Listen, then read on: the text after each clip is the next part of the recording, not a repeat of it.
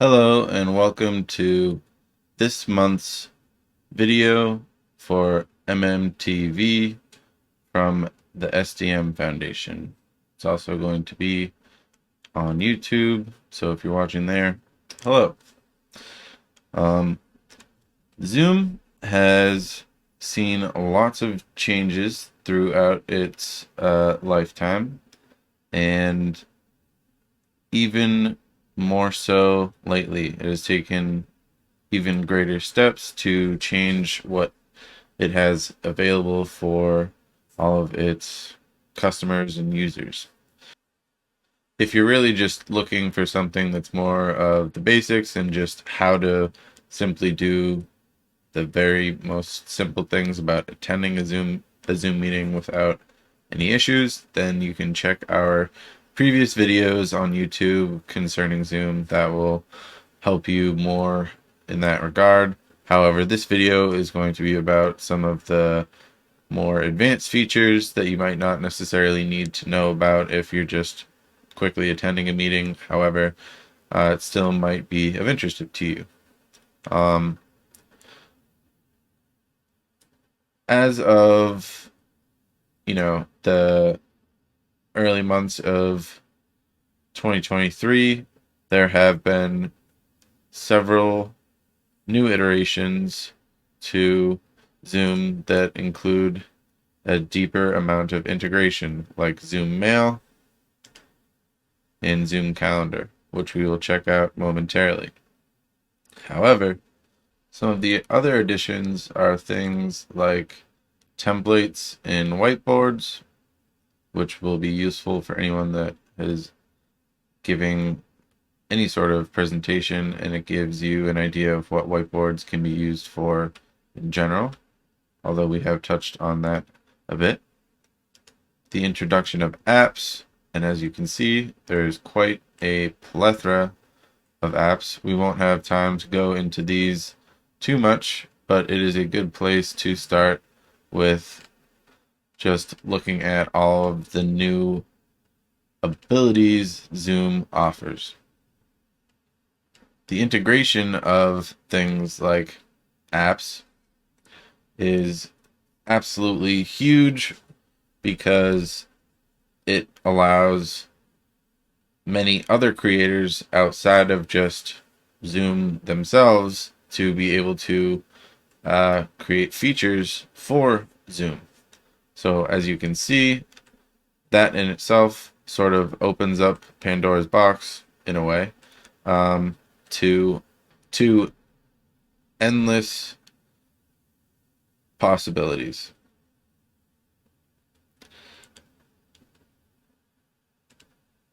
To be honest,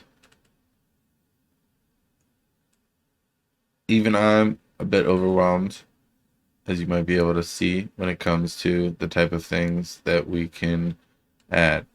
Last time I checked apps, there were not as many as this, so it is constantly growing, which is why we're going to probably have more videos like this in the future.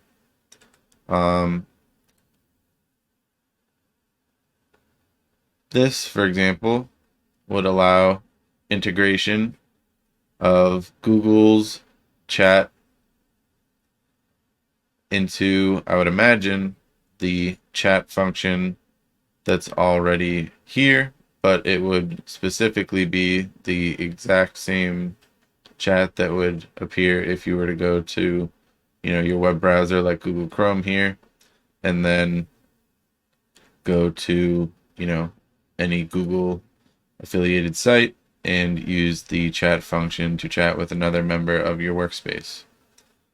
And that is just one example of many different types of apps. But let's go back to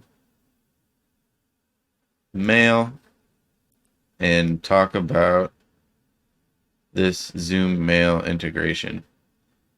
So let's take a look and figure out more about this together. All right, so since the way I use my calendars, they are associated with Google, so I'm going to sign in with Google to connect my calendar to Zoom. All right, so now it wants me to sign in. Once again, this is how I usually sign in, by clicking on sign in with Google. Choose my account here. All right, and now it's asking me once again type of calendar I use. So this is obviously Google's, and I think both of these are Microsoft. I know obviously this is definitely Microsoft because it's Office 365. However, this is Exchange. I thought that was Microsoft too, but maybe I'm wrong. But either way, Google is what we're going with here. All right, so calendar. Interesting. I can also add drive permissions. And then we can do mail here as well. So this seems like a very important and useful integration for anyone that uses Zoom in conjunction with something like Google Workspace, like we do at SDM. So I would imagine that if we were to go to the mail function that was also added, that I said we would go over earlier, it would also lead us to this same menu, except it would be with mail as the, sort of example or first service, and then would offer calendar and contacts as additional things as well. But I want to go ahead and check off all of them. They're both read and write. And say next. I'll reaffirm the account that I'm trying to, my Google account and Zoom account, making sure that they're both the right ones.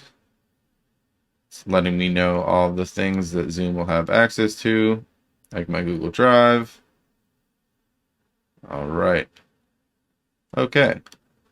So this is a typical screen that you will see when a program, an application, software is going to have heavy ties to something like Google. This is specifically what it will look like in Google's case, but it's not too different from getting a pop-up from downloading a new program, and your computer says, are you sure you want to open this, or do you trust or allow this program to have access? It's akin to that. We are going to go ahead and check off all of these requirements and click continue.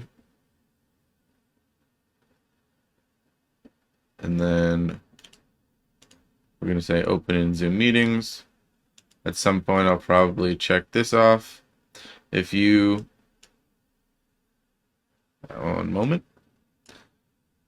If you ever see this pop up when you go into a Zoom meeting, just a quick side note, if you want to always open up in the client, at the Zoom client, instead of the browser like Google Chrome here, then check this box and say open Zoom meetings, and then from then on it will only open in the client instead of the browser. But I will leave that unchecked for now.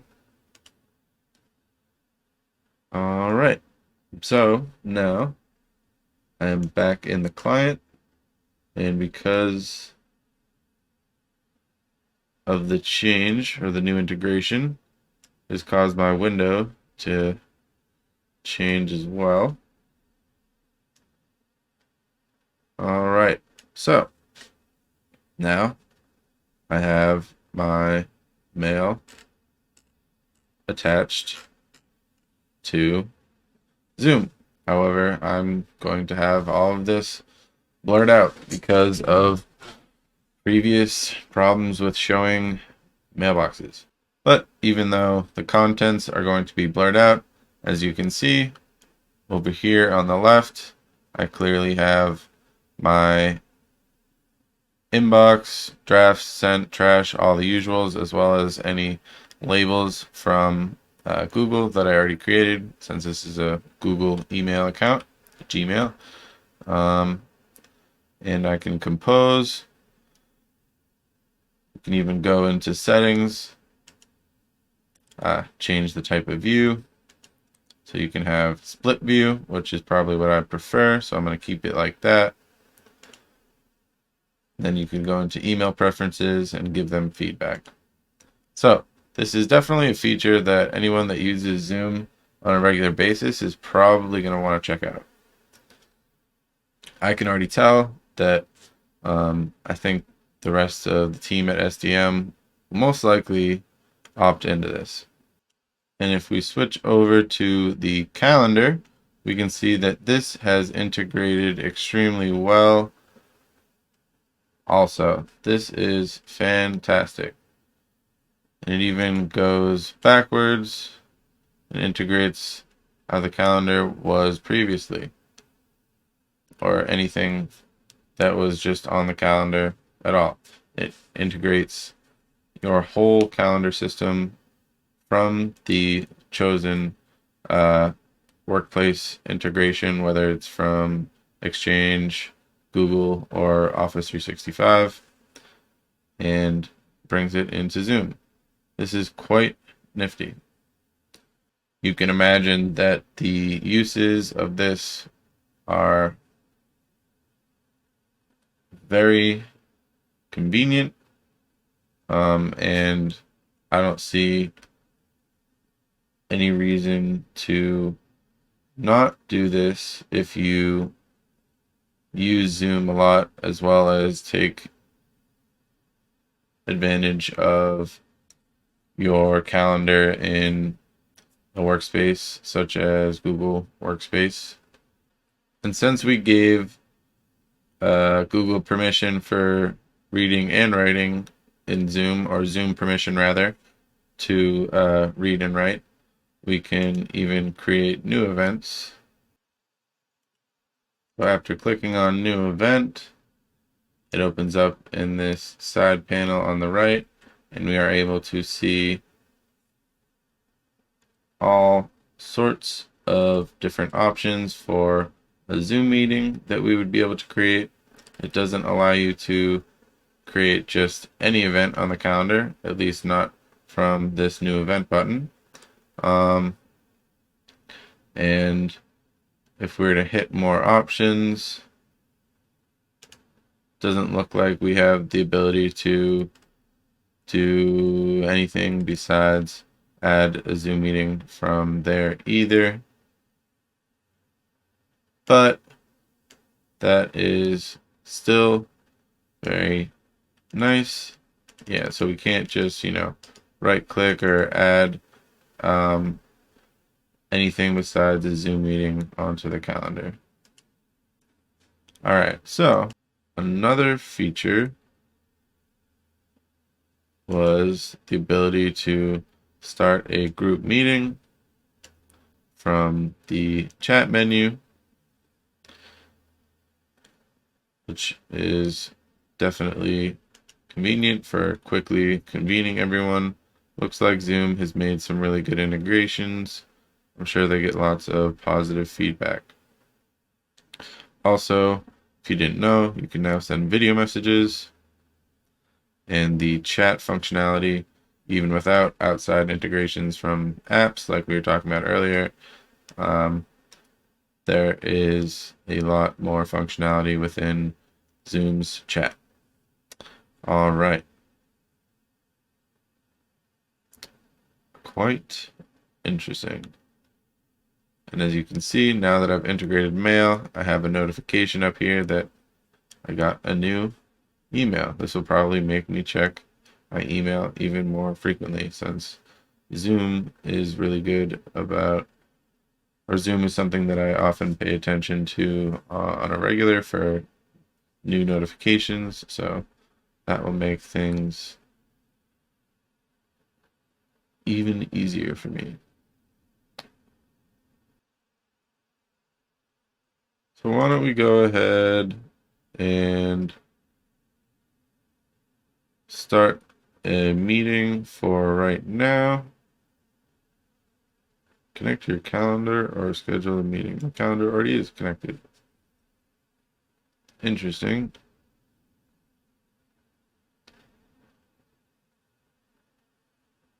I can always go to home and then just say new meeting.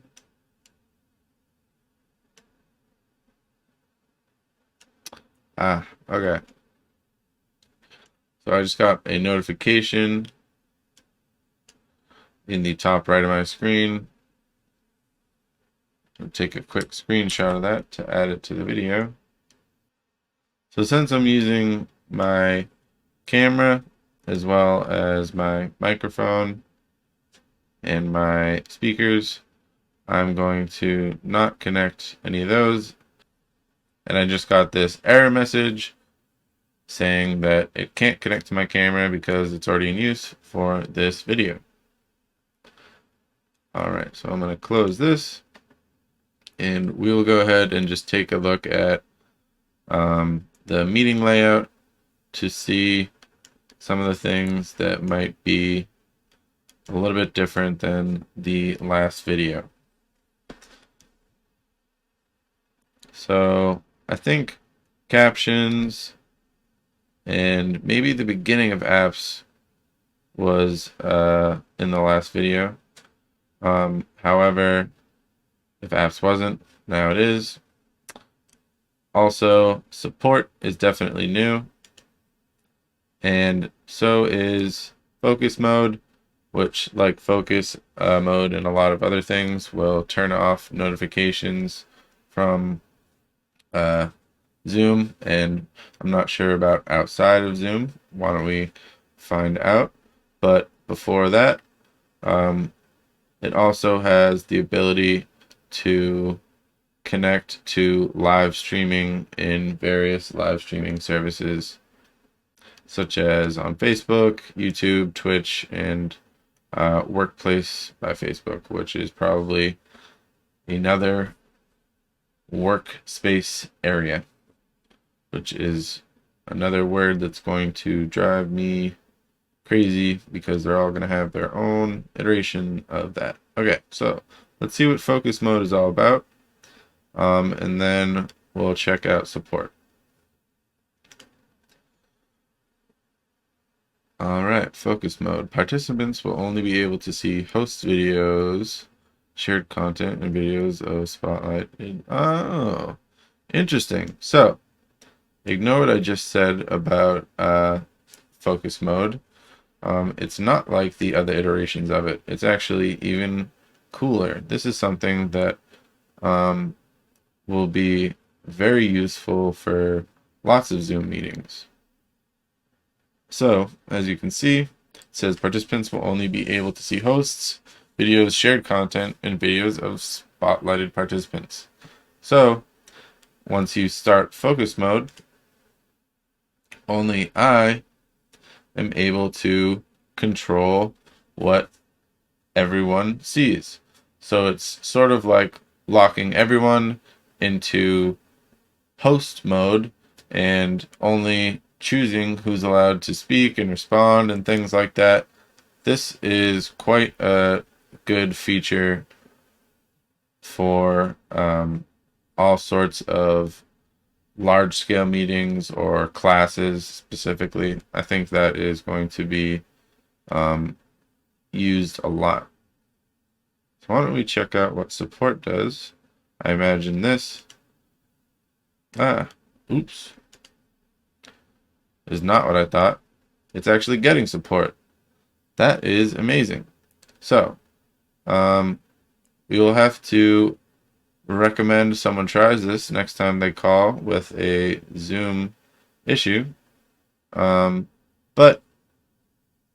what I expected it to be was something different. Just, remote support through a video client, which is something that a lot of video clients can do. Anyways, this is something that you will want to hit if you are running into a very serious issue.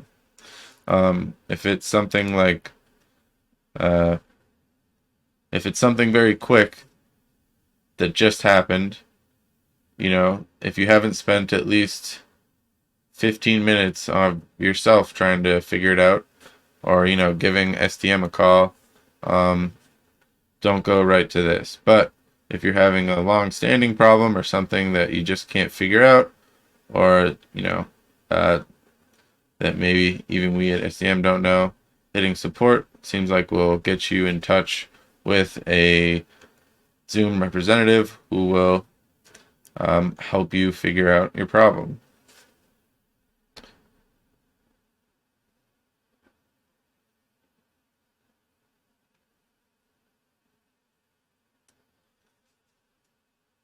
That is going to be it for this month's video for MMTV, as well as YouTube, as we put all of our MMTV videos onto YouTube.